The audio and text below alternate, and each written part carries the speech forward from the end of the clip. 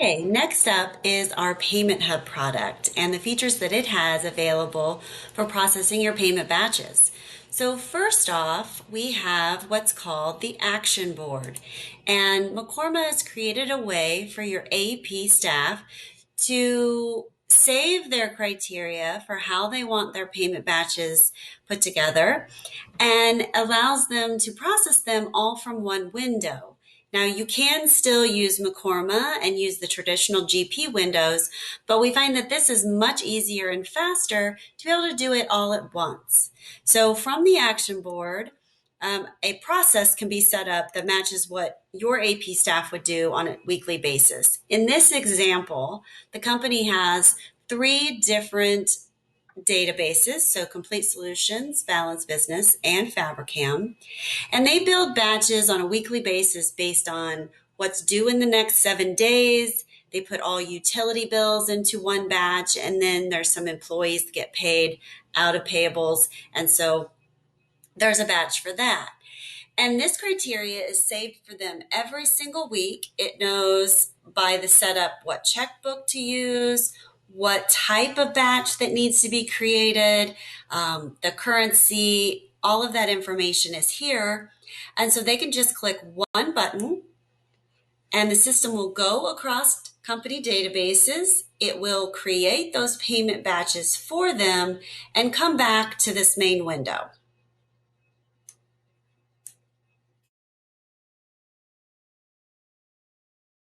Now, this is not a macro. You can go and do whatever you want within any other software on your computer as it runs. You won't be able to do anything in GP as this person running the process, but anywhere else on their computer, they can be working while this goes.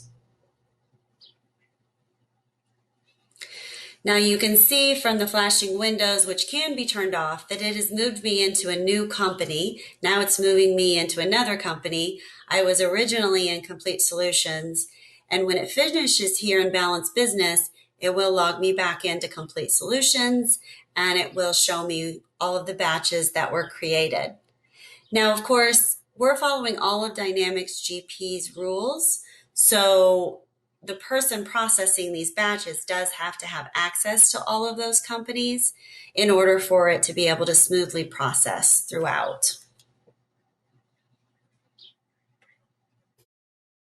Okay, we're going to come back to the main menu, and it's going to give us a report that tells us how many batches it created in each company database, how long that took, about 1 minute and 22 seconds. We see the number of transactions it pulled in and the dollar amounts. Okay, so next step would be sending those payments through an approval workflow.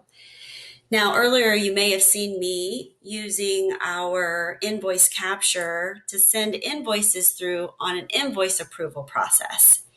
Now I'm showing you a payment approval process where your controller, maybe your CFO or owner of the company wants to review the payments before they go out the door, really looking at dollar amounts and how much money is being sent.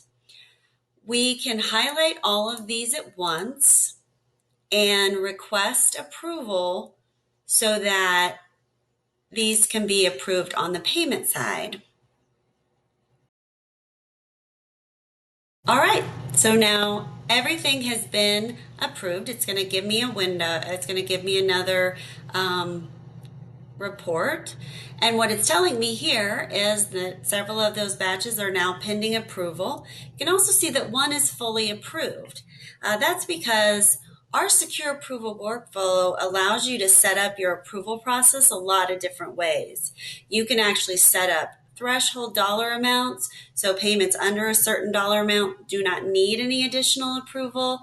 Maybe certain bills, like utility bills that have already been approved on the invoice side, you don't want to have to approve them again on the payment side, so they can be fully approved by putting them in with a special class ID approval or something like that. And then those batches will actually split off.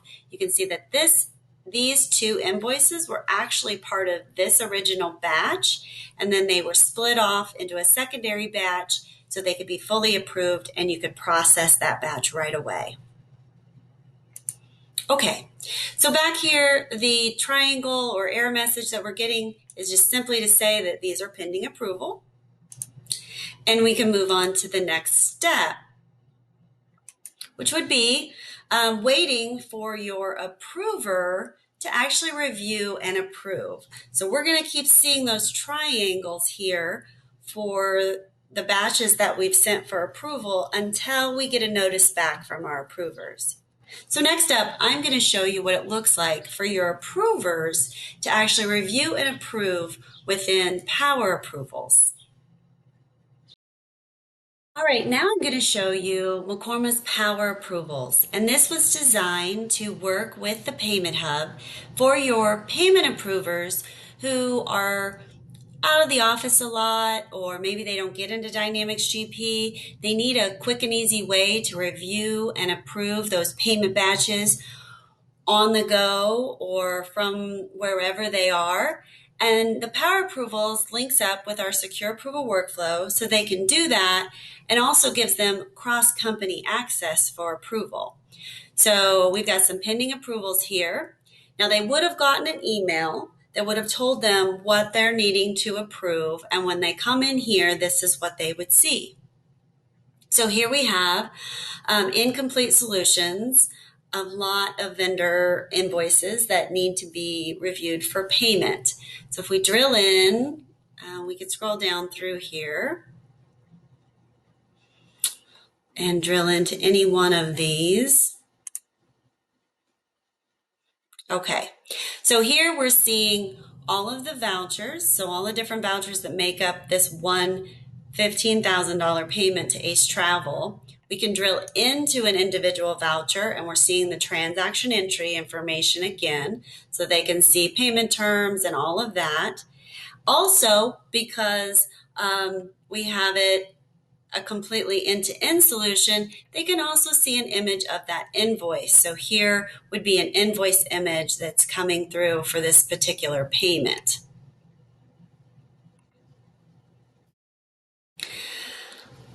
All right, so once they have gone through and reviewed all of these, they can highlight them one by one and approve, or you can highlight in bulk, mark all and approve. Or you can highlight, if we unmark, of course, then you do have the ability to reject. So if I just highlight this one, and I did see a problem, I didn't want to pay all of those vouchers right now. I want to lower the dollar amount for what we're paying Ace Travel today. I can hit the reject button. Here I can give a detailed reason for why I want to reject. I can tell them the vouchers that they should remove, whatever the reason might be, put all that information in here, and then I can hit the reject button. And what that will do is send an email message back to your AP clerk and let her know what she needs to do with those vouchers. She can fix it, anything that still needs to be approved for that payment. She can send it back through the workflow, and then it can be reviewed and approved. Now out here in Power Approvals, you do have the ability to see things a couple of different ways. So you can see your specific transactions for approval. You can look at just approvable transactions altogether, as you may have more access to approve other invoices just based on threshold amounts. And then you can look at all transactions. So even those that you can't approve, you can still review them out here. And then you can roll everything up by batch, which I think gives you a really nice view if you're rolling up by batch. Then when you drill in, you're seeing each vendor's payment in its own little spot. You can drill in once again, open these up, and you're seeing all of the vouchers. If there was attachments, those would be listed here, and you can drill into the vouchers like we did before. So a couple different ways you can look at the information in the sorting capabilities. All right, so let's get to approving. I'm going to go ahead and just approve all of these so we can move on to the next step in showing you what the AP clerk would do once everything's been fully approved. All right, now we are back in Dynamics GP and we're back on the action board where we want to process checks and EFTs.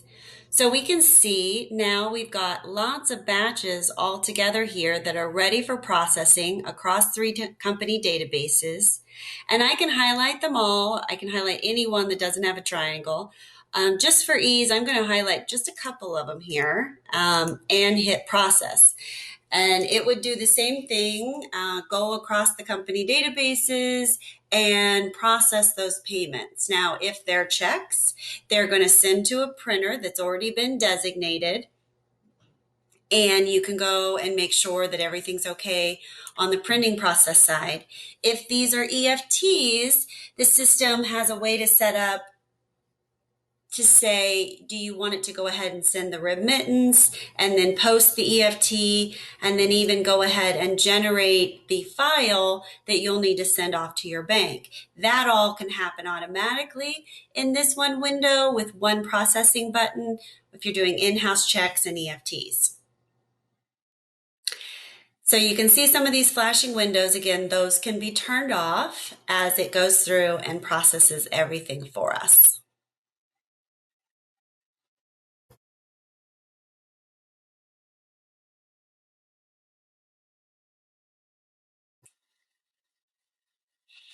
All right, now it's going to give me a report that simply tells me what batches it did process and everything went okay. And we'll move on to the next step, which is to post our batches. Now, you may have noticed I did select more batches than what is showing up here because I do have the automation turned on for those EFT batches to go ahead and post them through. So it has sent the remittances to the vendors. It has posted the payments into Dynamics GP, and it even created that bank file for me. So it's sitting out there waiting for me to handle as well. But these are the check batches that were processed, and you do need to post those after you've verified that everything came off the printer okay. So I've already done that. I could select all three of these and hit post. It's going to post all three batches for me really quickly and easily. And again, this could be across company databases. In this case, these were all from Complete Solutions, but it would do its thing of logging in and out for me if that was the case of cross company. It gives me a nice little report. Now, once everything's done, we do have an audit log available that would show you the checks that went out, what batches, all of that information. I'll show you that now in our Mekorma audit log. If we redisplay, this is a really great place to come and pull reports for your auditors or just for your controllers to be able to see what batches were processed, who printed them, who approved them, and all of that information. So we can drill into any one of these and we will see all of the payment numbers, check numbers that were issued, amounts. We can drill in even further to be able to see that payables Zoom window, who approved the payment, and a image of the check or EFT payment that's been voided. It'll never have a MICR line if it is a check or a signature, but you'll know who the signature was based on the approver, the logic that you may have set up in your secure approval workflow process. So you have all of this through the audit log. You can also see all of those images through the transaction if you're viewing your documents through transaction by document or transaction by vendor. Anytime you're looking at a posted payment, those images will come up. All right. So that would be the process and what things would look like if you were doing in-house checks and EFTs.